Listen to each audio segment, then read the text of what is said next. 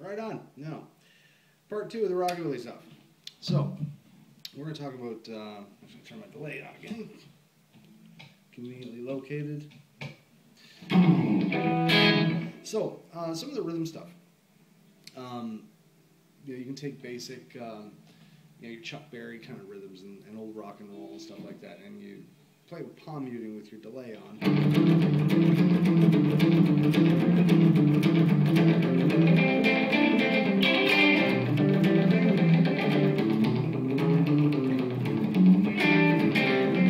So let's talk about that little progression, because that's a handy one actually.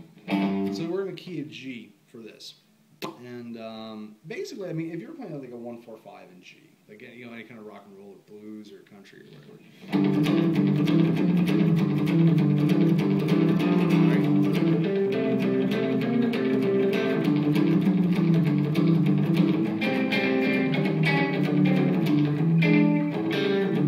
With it tagging on like a little 2-5-1 at the end.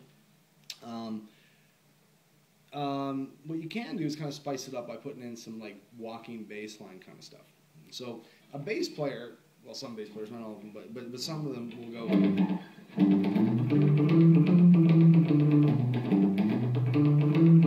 Right?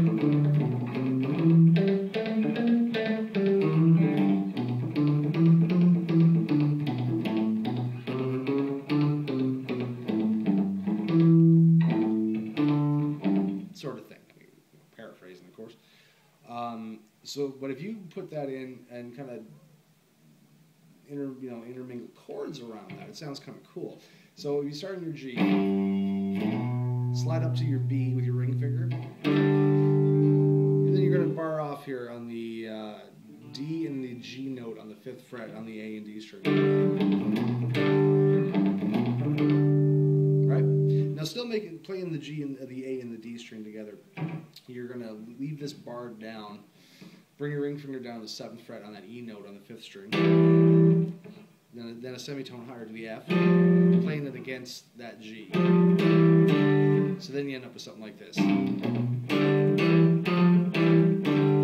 Right? So to turn that around, you're going to take your middle finger down, come down on the 6th fret on the low E string, right? And then hammer on to the 7th fret with your ring finger, hit that D note with your index finger on the A string, back to the G on the low E. So then you end up with something like this.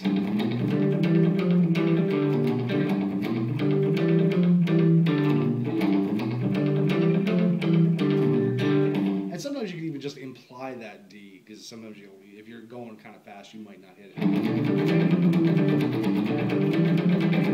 And you can move the entire thing up a set of strings to the 4 chord, which is C. Back to the G. Hell, why not? Just go to the 5. Take it up to the D. Back to C. Back to G. And then hit some kind of like D 9th. And if you don't know that chord, shame on you. You should know that. You're going to take, on the 5th position, your middle finger is going to go on the 5th fret on the A string, so you're going to play a D chord, a D note there. You're going to play on the 4th string, you're going to play the 4th fret, which is an F sharp. Then you're going to play a C note on the G string 5th fret. Or actually, what you could do is just bar off the entire 5th fret from the top 3 strings. Right, so you'll end up like walking down from D, back to G.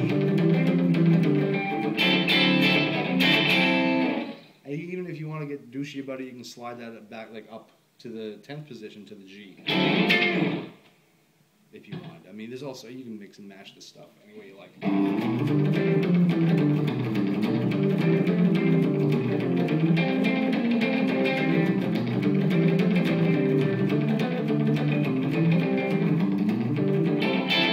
Now another thing you can do, instead of walking it from like the D to the C back to the G, you can do what's called a 2-5-1, if you don't know what that is.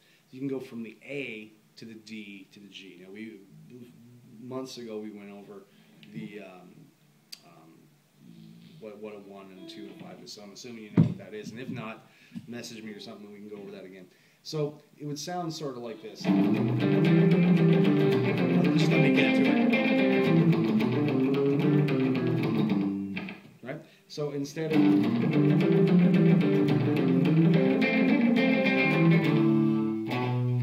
going right to that D, you're going to walk up and give the ear, like kind of pull the ear with a sense of like anticipation or whatever.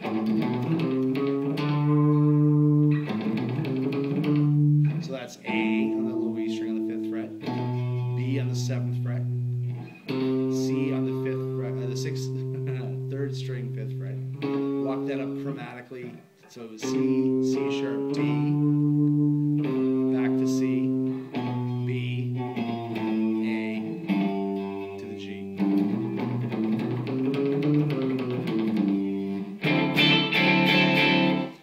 Or you can get really complicated about it if you want, or complicate it more and go from E minor to A to D to G. So it's a 6-5-2-1.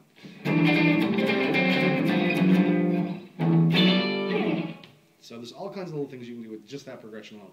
One more thing I want to add so you can kind of tag it onto this kind of thing and just kind of give it some symmetry. Another thing you can really do, instead of going off the low G, you can go off this G right here, which is like it's basically a power chord with an extra octave. So that's the 4th string 5th fret. You're playing that G, there's your root. You're playing the D on the G string 7th fret. And you're playing the G on the B string 8th fret. And you can still play the walking bass line against it, but you're just kind of playing it, using that as an accent chord.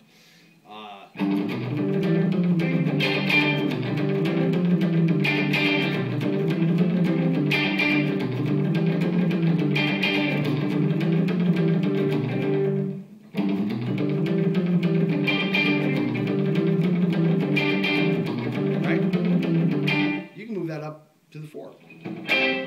So now you're playing that C on the 10th fret.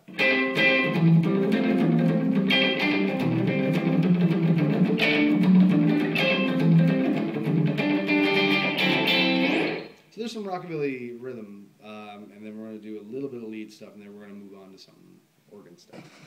Okay, so one more rockabilly to come.